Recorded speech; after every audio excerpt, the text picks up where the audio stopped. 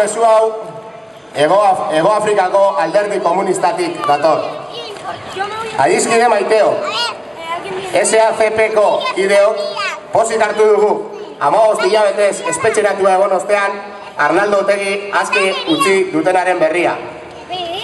Ongi etorri ekitaldi honetan, zorionak emai nahi dizkiogu Otegi jaunari eta Euskaldunei ere bai. Egoera honetan, espetxeratze eta erbesteratze metodo maltzurrak erabiltzen dituzte.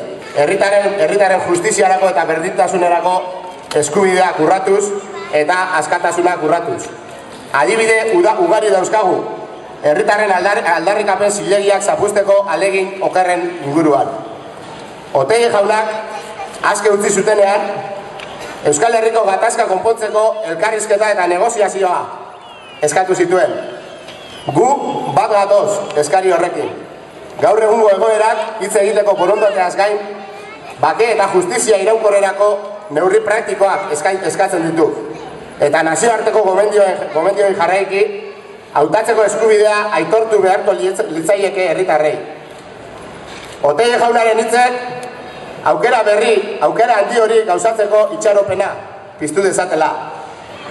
Elkarrizketa egoera demokratiko baketsua eta normalizatua, konpromiso berriak eta blokeo eza ekarriko dituena.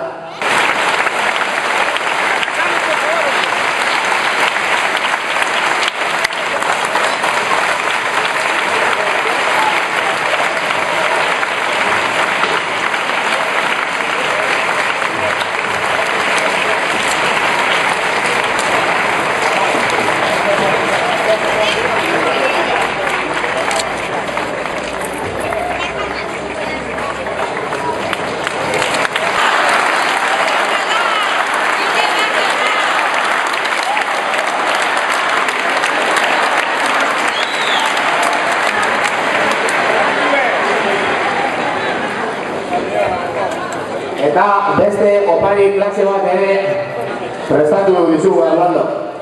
Eta hor plaza zaudeten guztiei ere eskatuko genizueke zuen ere parte hartzea.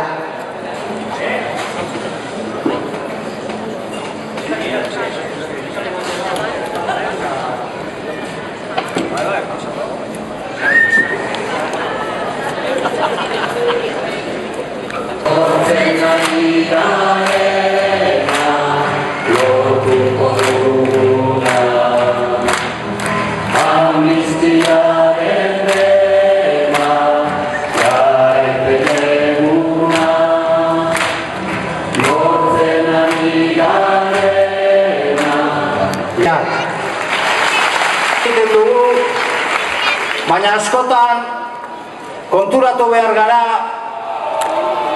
harik eta uste reala dola sartula. Askotan ahaztu egiten dugu presoak, sustengatuak eta maitatuak sentitzen direla noski herriagatik, baina noski eta lehenik eta behin bere senideetatik. Eta beraz, lehenik eta behin nire lehen gogorapena sendietza da, nire musurik eta bezarkadarik handiena hemen ikusten dut hainbat eta hainbat, eta beraz hori da lehenik eta behin esan nahi dudana. Hori era pertsonalean konprobatu izan dugu. Eta gure posizioak oso indartsuak dira negoziazio prozesuan bi arrazoiengatik, edo hiru arrazoiengatik. Lehenengoa, gu planteatzen dugun irtenbidea termino demokratikoetan planteatzen dugulako. Eta beraz, herri gehiengoaren babesa duelako. Eta horrek gure proposamena oso indartsu egiten du. Bigarrenik, uste dugulako Europan gaur, eta hor, eduki ditugu hainbat adibide bere elkartasuna planteatuz, Irlandatik, Flandesetik, Sudafrikatik eta Barretik. Europan gaur oso posible delako. Eta horrela sentitu izan dugu Europan. Egon diren eta gurekin lanean egon diren observatzaileen partetik. Oso ezaguna da gure arazoa. Eta badakite arrazoia dakagula. Eta badakite irtenbidea termino demokratikoetan planteatu behar dela. Eta badakite termino demokratiko horiek 4 herrialdetarako izan behar direla. Eta badakite nola ez. irtenbide demokratiko horrek onartu behar diola herri honi bere izaera nazionala eta bere autodeterminazio eskubidea. Baina begiratu dezagun oraingo Europa eta konprobatuko dugu hemen bertan kilometro batzuetara Irlandan, bai, baina baita ere Eskozian hemendik gutxira independentziaren aldeko bozketa egongo dela. Eta horrek esan nahi oso importante badaka guretzat. Barkatu baina desentran dutago.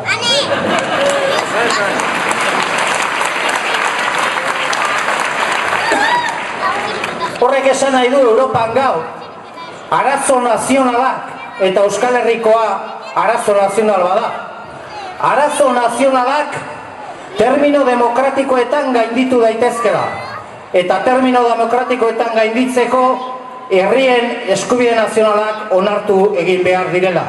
Horregatik pentsatzen du, orain nola 15 hilabete bezala, gatazka egon badagoela Euskal Herrian. Gatazkaren terminoak beti planteatu izan ditugun terminoetan ematen ari dela. Eta baita ere planteatu nahi dut argi eta garbi. Gatazka gainditzeko elkarrizketa eta negoziazioa dela alternatiba.